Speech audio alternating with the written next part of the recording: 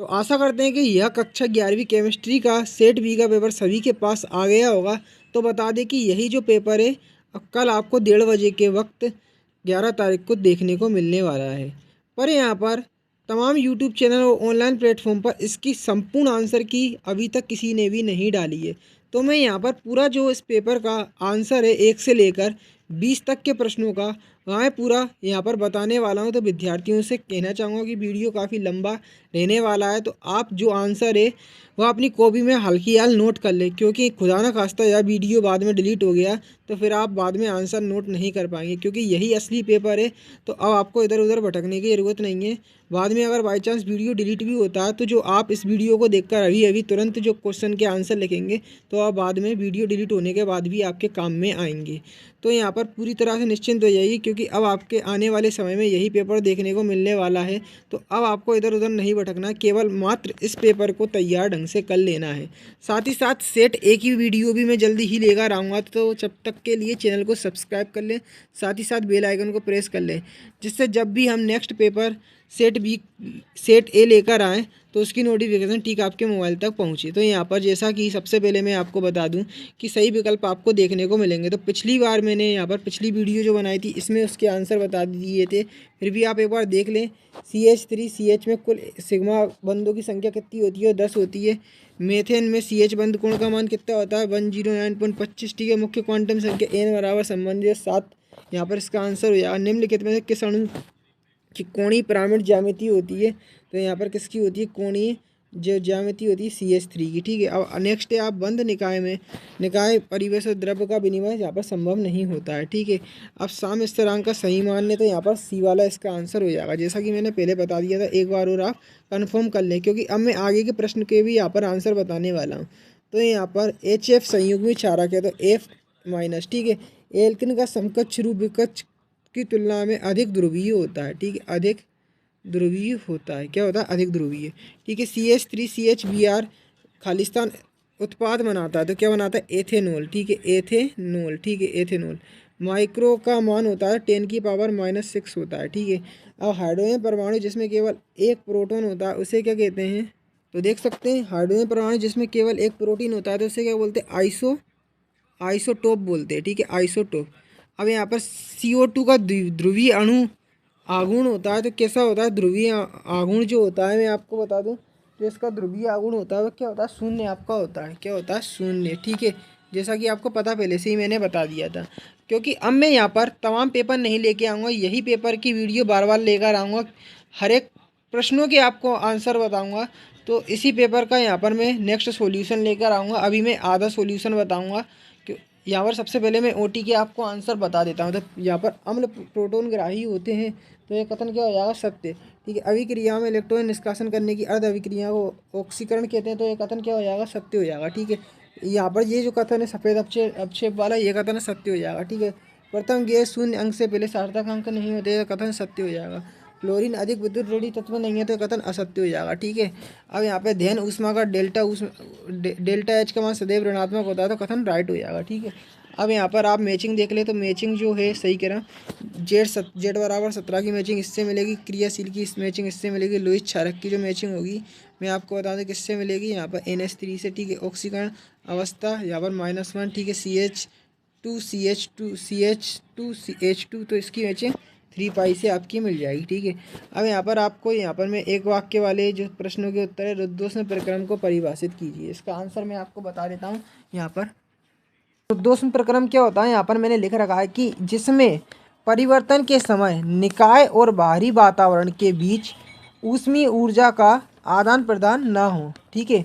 अब यहाँ पर NH2 और N0 के परिवर्तन में कितने इलेक्ट्रॉन प्राप्त होते हैं? तो यहाँ पर 2 इलेक्ट्रॉन। ठीक है। एल्डिहाइड ईथर के क्रियात्मक समूह का सामान्य सूत्र क्या हो जाएगा? तो RCHO आपका हो जाएगा। ठीक है। नेक्स्ट आप देख सकते हैं, अगला क्वेश्चन है कार्बोधनायन का संकरण लिखिए जिसमें उसमें कितने इलेक्ट्रॉन होते हैं? तो यहाँ पर sp2 संक्रमण पाया जाता है। कौन सा संक्रमण पाया जाता है? कार्बोधनायन में sp2 संक्रमण नहीं संकरण। ठीक है। संकरण पाया जाता है तथा तीन क्या होते हैं? इलेक्ट्रॉन होते हैं तथा 3 इलेक्ट्रॉन यहाँ पर होते हैं। पी कक्षक का आकार बताना है तो कैसा होता है? डम्बलाकार। ठीक है। तो ये इसके आंसर अपने हो गए हैं। जो कि मैंने पिछली वीडियो में भी आपको बता दिए थे। पर अब मैं आपको यहाँ पर हर एक क्वेश्चन के आंसर लिखित रूप में बताता हूँ। तो क्वेश्चन है फ्रीडल क्राफ्ट। फ्रीडल क्राफ्ट अभिक्रिया समीकरण सहित लिखिए। तो देख सकते हो फ्रीडल क्राफ्ट अभिक्रिया को समीकरण सहित आपको बताना है। कोलवे की विद्युत अपघटनी अभिक्रिया को समीकरण सहित समझाना है। तो इन दोनों के मैं आपको आंसर PDF के फॉर्मेट में दिखाता हूँ। तो यहाँ पर जो अभिक्रिया है मैंने आपको बताया था फ्रीडल क्राफ्ट, देख सकते हो लिखा हुआ निर्जल AlCl3 की उपस्थिति में बेंजीन में कार्बनिक अभिकरण मिलाने से बेंजीन नाभिक का हाइड्रोजन परमाणु प्रतिस्थापित हो जाता है एवं बेंजीन के व्युत्पन्न यौगिक बनते हैं। यह क्रिया फ्रीडल क्राफ्ट अभिक्रिया कहलाती है। देख सकते हो यहाँ पर जो फ्रीडल क्राफ्ट अभिक्रिया के दोनों समीकरण यहाँ पे दर्शाए हुए हैं। ठीक, इसके अथवा में आप देख सकते हो यहाँ पर जो अगला क्वेश्चन है 7वें नंबर का। देखो ये छठवां तो अपना हो गया। अब 7वां प्रश्न आपको बताता हूँ। मार्कोनिकोफ का नियम उदाहरण सहित लिखिए। अथवा में देख सकते हैं हकल का नियम उदाहरण सहित देना है। तो हकल का नियम मैं आपको बताता हूँ। तो यहाँ पर देख सकते हैं हकल का नियम। ठीक है, हकल का नियम वे चक्रीय यौगिक जो 4n+2 पाई इलेक्ट्रॉन का पालन करते हैं वे एरोमेटिक यौगिक कहलाते हैं। कार्बन परमाणु के पास 112p कक्षक बचता है जो कि समपार्श्विक अतिव्यापन द्वारा पाई बंध बनाता है। इस अतिव्यापन में सभी 6 और 2p कक्षक एक होकर एक सतत पाई अणुकक्षक बनाते हैं जिसमें 2 पाई इलेक्ट्रॉन होते हैं। तो यहाँ पर सभी की सभी जो प्रश्न है पूरे की पूरे 1-20 तक के जितने ही प्रश्न हैं इस PDF में पूरे दर्शाए हुए हैं। तो आप भी अगर पूरे सॉल्यूशन की PDF फाइल अपने मोबाइल में डाउनलोड करना चाहते हैं तो सीधा आपको डाउनलोड करने का PDF फॉर्मेट जो केमिस्ट्री का आपका पेपर होने वाला है उसका पूरा सॉल्यूशन का PDF फाइल जो आपने अभी देखा उसको डाउनलोड करना चाहते हैं तो गूगल पर आ जाइए, सर्च कीजिए class 11th chemistry half yearly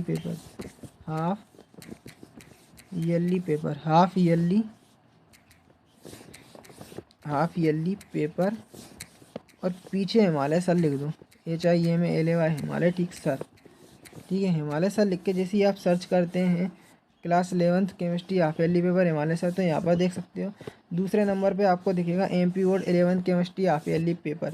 इस पर आपको क्लिक कर देना है। तो जैसे ही आप इस पर क्लिक करेंगे तो देख सकते हो लोडिंग जो है वह शुरू हो जाएगी। तो पूरी तरह से लोडिंग होने देना, जल्दबाजी नहीं करना। स्टार्टिंग पर आप जहाँ पर आपको MSc दिखेगी उस पर क्लिक करके ही PDF फाइल डाउनलोड कर सकते हो। यहाँ पर इधर आपकी PDF फाइल डाउनलोड नहीं हो रही है तो थोड़ा अगर नीचे आप आओगे ना तो यहाँ पर भी आपको थोड़ा लिखा मिलेगा। क्या लिखा मिलेगा कि नीचे दी गई लिंक पर क्लिक करें, कक्षा 11वीं केमिस्ट्री की अर्धवार्षिक परीक्षा के पेपर की PDF फाइल डाउनलोड करें। तो यहाँ पर क्लिक करके भी PDF फाइल आप जैसा कि जो आपने देखी है वह डाउनलोड कर सकते हो। तो यहाँ पर अपना हकल वाला हो गया था। अब देखो अगला प्रश्न है हुंड के अधिकतम बहुलता के नियम को लिखिए और ऑफ-बाउ का नियम आपको लिखना है। तो यहाँ पर मैं ऑफ-बाउ का नियम दिखाता हूँ। ऑफ-बाउ एक जर्मन शब्द है जिसका अर्थ है एक एक कर जोड़ना। इस सिद्धांत के अनुसार किसी कक्षा तथा उपकक्षा में इलेक्ट्रॉनों का प्रवेश ऊर्जा स्तरों के बढ़ते ऊर्जा क्रम में एक एक कर होता है। ठीक है, अर्थात परमाणुई कक्षाओं में घूमने वाले इलेक्ट्रॉन सर्वप्रथम निम्न ऊर्जा वाले उपकक्षाओं में जाते हैं या बढ़ते हैं, तत्पश्चात ही उसे अधिक ऊर्जा वाले उपकक्षाओं में जाते हैं। ठीक है, तो यहाँ पर इस सिद्धांत के अनुसार यहाँ पर जो आपका ऊर्जा का बढ़ता क्रम है देख सकते हो 1s 2s 2p 3s। यहाँ पर ये पूरा जो क्रम है वो आप पूरा इसका आप देख सकते हो व्यवस्थित रूप से दर्शाया गया है। ठीक है, अब यहाँ पर ध्यान दें कि क्रोमियम, तांबा, चांदी, सोना का वास्तविक इलेक्ट्रॉनिक विन्यास ऑफ-बाउ सिद्धांत से थोड़ा क्या होता है, अलग होता है। अगला प्रश्न आप देख सकते हैं मूल अंश की परिभाषा व सूत्र निम्न के सार्थक अंक आपको लिखना है। ठीक है, तो यहाँ पर मैं आपको बता दूं 90 नंबर का जो प्रश्न का आंसर है मूल अंश वाला। दो पदार्थों A और B से मिलकर बने एक विलयन पर विचार करें तो प्रत्येक पदार्थ का मूल अंश है। ठीक है, प्रत्येक पदार्थ का मूल अंश है। यहाँ पर देख सकते हैं 1 से बराबर मूल A, यहाँ पर मूल A प्लस मूल B। ठीक है, और यहाँ पर ये इसका फॉर्मूला भी दर्शाया हुआ है। ठीक है, टिप्पणी यहाँ पर आपको लिखना होगी दिए गए मिश्रण में सभी मूल अंशों का योग 1 के बराबर होता है। ठीक है, XA प्लस XB बराबर है। मूल अंश को 100 से गुणा करने पर मूल प्रतिशत प्राप्त होता है। मूल अंश एक इकाई रहित और आयाम रहित अभिव्यक्ति है। ठीक है, यहाँ पर अब जो है मैं आपको 10वें नंबर का क्वेश्चन पहले पढ़ के बताता हूँ। अगला प्रश्न देख सकते हैं एंट्रोपी को परिभाषित कीजिए और मानक संबंध एंथैल्पी की परिभाषा आपको लिखना है। मानक समभवन एंथैल्पी है इसका आंसर यहाँ पर लिखा देख सकते हैं। मानक अवस्था में अर्थात 25 डिग्री सेल्सियस ताप तथा 1 एटीपी दाब पर किसी तत्व के एक मोल को उसके घटक तत्वों से बनाने में जो एंथैल्पी परिवर्तन होगा उसे मानक समभवन एंथैल्पी कहते हैं। यहाँ पर ये देख सकते हैं, ये पूरा फॉर्मूला दर्शाया हुआ है, इसका आप स्क्रीनशॉट ले सकते हैं। आगे बढ़ते तो अगला क्वेश्चन देख सकते हैं 11वें नंबर का। आधुनिक आवर्त नियम लिखिए। आयनन एंथैल्पी की परिभाषा आपको लिखना है। आधुनिक आवर्त नियम को आप पहले सुने, इसको कॉपी में नोट करें, फिर पहले समझे। आधुनिक आवर्त नियम तत्वों के भौतिक एवं रासायनिक गुण उनके परमाणु क्रमांक संख्या के आवर्ती फलन होते हैं। ठीक है। विशेषता पहली क्या हो गई, या आवर्त सारणी तत्वों के इलेक्ट्रॉनिक विन्यास पर आधारित है। इसमें धातु और अधातु तत्वों को पृथक कर दिया गया है। ठीक है। संक्रमण तत्वों को सामान्य तत्वों से अलग कर दिया गया है। ठीक है। चौथा देख सकते हो, FeCO को संक्रमण तत्वों में के साथ रखा गया है जो कि उनका उचित स्थान है। मृदा तत्वों को उपयुक्त स्थान पर मुख्य आवर्त सारणी के नीचे रखा है। ठीक है। देख सकते हैं अगला यहाँ पर दिया हुआ है, तत्वों में इलेक्ट्रॉन बनने के आधार पर समस्त तत्वों को SPDF ब्लॉक में विभाजित किया है। अब अगला प्रश्न आप देख सकते हैं 12वें नंबर का क्वेश्चन है कि नाविक स्नेही अभिकर्मक की परिभाषा उदाहरण लिखिए। ठीक है। इलेक्ट्रॉन स्नेही अभिकर्मक की परिभाषा और उदाहरण आपको लिखना है। तो यहाँ पर देख सकते हो इलेक्ट्रॉन युग्म ग्रहण करने वाले अभिकर्मक को इलेक्ट्रॉन स्नेही अर्थात इलेक्ट्रॉन चाहने वाला कहते हैं। अभिक्रिया इलेक्ट्रॉन स्नेही अभिक्रिया कहलाती है। ठीक है। इलेक्ट्रॉन स्नेही के उदाहरणों में कार्बोधनायन और कार्बोनिल समूह अथवा एल्किल हैलाइड वाले उदासीन अणु सम्मिलित है। कार्बोधनायन कार्बन केवल षष्ठक होने के कारण इलेक्ट्रॉन न्यून होता है तथा नाविक स्नेही से इलेक्ट्रॉन युग्म ग्रहण कर सकता है। एल्किल हैलाइड का कार्बन आवंत ध्रुवता के कारण इलेक्ट्रॉन स्नेही केंद्र बन जाता है जिस पर नाविक स्नेही आक्रमण कर सकता है। आगे का प्रश्न देख सकते हैं, गुणित अनुपात के नियम को लिखिए और एक उचित उदाहरण सहित आपको समझाना है। मूलानुपाती व अणुसूत्र को परिभाषित कीजिए। ठीक है। अब आगे भी यह क्वेश्चन है, वह निम्न यौगिकों के मूलानुपाती सूत्र लिखना है। C6H6CH2H5NH2 यहाँ पर आप देख सकते हैं। यहाँ पर गुणित अनुपात वाला जो है दिया हुआ है। गुणित अनुपात के नियम की प्रतिपादन जोल डाल्टन ने सन 1803 में किया था। जब दो तत्व आपस में संयोग करके दो या दो से अधिक यौगिक बनाते हैं तब एक तत्व के विभिन्न द्रव्यमान जो दूसरे तत्व के निश्चित द्रव्यमान से संयोग करते हैं। ठीक है। संयोग करते हैं परस्पर एक सरल पूर्णांक गणित अनुपात में होते हैं। उदाहरण, नाइट्रोजन और ऑक्सीजन संयोग करके 5 ऑक्साइड बनाते हैं। देख सकते हो यहाँ पे ये दर्शाया गया है। ठीक है। अब आगे देखते हैं, जैसे कि नाइट्रोजन का निश्चित द्रव्यमान 14 से संयोग करने वाले ऑक्सीजन के भिन्न द्रव्यमानों जैसे 8, 16, 24, 32, 40 अथवा 1, 2, 3, 4, 5 का सरल अनुपात जो गुणित अनुपात के नियम की पुष्टि यहाँ पर क्या करता है। अब आगे मैं आपको दिखाता हूँ क्या है क्या नहीं।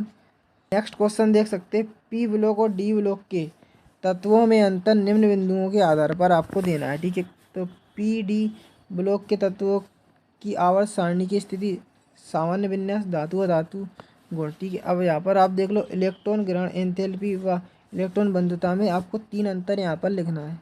अब 14वें नंबर के क्वेश्चन का यहाँ पर आंसर दिया है, देख सकते हो। डी ब्लॉक वाला जो तत्वों वाला था। ठीक है। डी ब्लॉक के तत्वों वाला, तो डी ब्लॉक का तत्वों का सामान्य इलेक्ट्रॉनिक विन्यास यहाँ पर ये दिया हुआ होता है। ठीक है। अब कोष में प्रवेश करता है। देखो इसका अगला, इनमें धात्विक चमक होती है, इनके गलनांक और क्वथनांक उच्च होते हैं, ये आघातवर्ध और तन्य होते हैं, ये तत्व परिवर्ती संयोजकता प्रदर्शित करते हैं, ये तत्व रंगीन आयन बनाते हैं, ये तत्व संकर आयन बनाते हैं। ठीक है। आगे ये तत्व अनुचुंबकीय गुण प्रदर्शित करते हैं, ये तत्व और इनके यौगिक उत्प्रेरण गुण प्रदर्शित करते हैं। ठीक है। अब यहाँ पर आप देख सकते हैं, यहाँ पे ये और आगे भी दर्शाया गया है, तो इसका आप क्या कर सकते हैं, यहाँ पे वीडियो को पॉज करके अपनी कॉपी में आंसर नोट कर सकते हैं। ठीक है। पूरा ये दर्शाया हुआ है। अब आगे चलेंगे तो यहाँ पर 15वें नंबर का क्वेश्चन जो है, तो 15वें नंबर का क्वेश्चन है, सिद्ध कीजिए कि KP बराबर KC RT और डेल्टा N, ये देख सकते हो। और यहाँ पर एंडरसन हसलोक समीकरण की स्थापना करना, निम्न सूत्रों के IUPAC नाम देना है, जैसा कि ये देख सकते हैं। दूसरा यहाँ पर देख सकते हैं, तीसरा ये दर्शाया हुआ है, तो इनके IUPAC नाम देना है। तो यहाँ पर अपन 15वें नंबर के क्वेश्चन का आंसर देखते हैं। देख लो 15वें नंबर का KP बराबर KC वाला निम्नलिखित अभिक्रिया पर विचार करते हैं। जैसा कि यहाँ पर दिया N1A N2B, यहाँ पर रिवर्सिबल M1C M2D, ठीक है। अब यहाँ पर आप देख लें कि साम्य स्थिरांक होता है KC बराबर आपका ये, ठीक है। अब आगे बढ़ते हैं तो यहाँ पर मोलर सांद्रता का आंशिक द्रव्यमान का प्रयोग करने पर, तो यहाँ पे P लगा देंगे, ठीक है। जहाँ जहाँ आपको क्या दिख रहा होगा, जहाँ जहाँ आपको C दिख रहा होगा बस उसके आगे P लगा देना बस। और थोड़ा M1 M2 N1 N2 यहाँ पर इनने किया है, ठीक है। ज़्यादा कोई अंतर नहीं है, बस थोड़ा बहुत यहाँ पर जब क्या है मोलर सांद्रता के स्थान पर यहाँ पर इनका प्रयोग किया। अब आदर्श के समीकरण आपको पता है PV बराबर nRT होता है।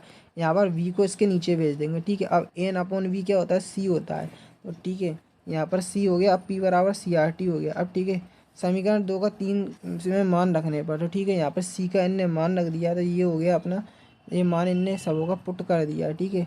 अभी पुट करने के बाद यहाँ पर देख सकते हैं इनको सेपरेट कर लिया है। फिर यहाँ पर इसका ये पूरा ठीक तरह से इसको आगे इनने सोल्व करा है, तो KP बराबर इस तरह से ये पूरा आया है। मोलों की संख्या समान होती है, यहाँ पर देख सकते हैं KP बराबर KC इस प्रकार से यह अपना आ गया, ठीक है। अब अपन आगे बढ़ते हैं तो मैं आपको 16वें नंबर का जो क्वेश्चन है वह दिखाता हूँ। 16वें पे आपको चित्र दिखेंगे, कुछ आपको केमिस्ट्री से रिलेटेड थोड़े आपको फॉर्मूलेस दिखेंगे, तो इनके आपको IUPAC नाम देना है, ठीक है। अब यहाँ पर यह सभी IUPAC नाम आपको मैं पूरे दिखाता हूँ और प्रेरक प्रभाव की परिभाषा देना है, तो IUPAC नाम दिखाता हूँ मैं। देखो पहला है मार्स गैस, फिर दूसरा है एथिल एल्कोहल, फिर तीसरा आयोडोफॉर्म फॉर्मिक अम्ल, यहाँ पर क्लोरोफॉर्म सिरका, ये पूरे दर्शाए हुए। तो यहाँ पर देख लो जो आपका वहाँ पे बना हुआ था इन सभी के यहाँ पर नाम दिए हुए, ये पूरे वही दिए हैं जो कि आपको लिखे दिख रहे थे।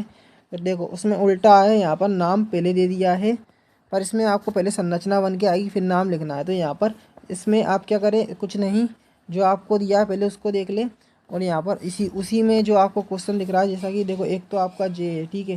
तो इसका ये बताया प्रोपेन 1 2 3 ट्रायल ओल, ठीक है, इसको बोलते हैं। तो ये सभी के इसमें आंसर दिखाए गए हैं, तो इसका स्क्रीनशॉट आप ले सकते हैं सुविधा के लिए। तो अपना प्रेरणिक प्रभाव हो गया, ठीक है, प्रेरणिक प्रभाव भी हो गया। 17वें नंबर का क्वेश्चन है संयोजकता बंध का अतिव्यापन परिभाषित कर इन प्रकारों का वर्णन कीजिए। C2H4 व PCl5 अणुओं संकरण का आपको क्या करना है, वर्णन आपको करना है। तो यहाँ पर आप 18वां हो गया, ठीक है, ठीक है। और यहाँ पर सिद्ध कीजिए वाला हो गया। 19वां देख सकते हो क्वांटम संख्या वाला, और ठीक है 20वां जो है वुड्स अभिक्रिया बेंजीन की योगज अभिक्रिया। और यहाँ पर आप देख सकते हैं 20वें नंबर का ये जो दिया है क्वेश्चन, इसका आंसर। और यहाँ पर 19वें नंबर वाला क्वांटम संख्या वाला और इलेक्ट्रॉनिक विन्यास आयरन ये यौगिक वाला कक्षक वाला इन देख सकते हैं 19वां। और ठीक है अगला जो है 18वां, यहाँ पर डेल्टा H बराबर QP। और ठीक है यहाँ पर आप देख लो ये वाला जो क्वेश्चन है 17वें नंबर का सहसंयोजक बंध का अतिव्यापन परिभाषित कर इनके प्रकारों का वर्णन करें। C2H4 और PCl5 में अणु संकरण का वर्णन। तो अब मैं इकट्ठे के आपको इसके आंसर बताता हूँ। 18वें नंबर का देखो आप ये क्वेश्चन है, यहाँ पर इसका आंसर ये पूरा दर्शाया हुआ है, ठीक है। इसका स्क्रीनशॉट आप ले लो, यहाँ पे इसका ये पूरा आंसर है, आप स्क्रीनशॉट ले सकते हो। यहाँ पर क्या ऊष्मागतिकी के प्रथम नियम वाले का पूरे का आप स्क्रीनशॉट ले लो। अब यहाँ पर अपना बताना चाहूँगा 19वें नंबर का जो क्वेश्चन है, ठीक है, 19वें नंबर का जो क्वेश्चन है उसका आंसर यहाँ पर दर्शाया हुआ है, तो इसका स्क्रीनशॉट ले लो, ठीक है। 19वें नंबर का जो क्वेश्चन है उसका आंसर आप यहाँ पर ले सकते हो, ठीक है। प्रश्न नंबर 19 का उत्तर यहाँ पर दर्शाया हुआ है, ठीक है, पूरा ये देख सकते हैं 19वें नंबर के प्रश्न का उत्तर। अब ठीक है 20वें यहाँ पर कक्ष और कक्षक में अंतर यहाँ पर देख सकते हैं दर्शाए हुए हैं, कक्ष और कक्षक में अंतर, इसका स्क्रीनशॉट आप ले सकते हैं, ठीक है। और 20वें नंबर का जो लास्ट प्रश्न है वह यहाँ पर वो आपको himalayasar.in वेबसाइट पर मिल जाएगा।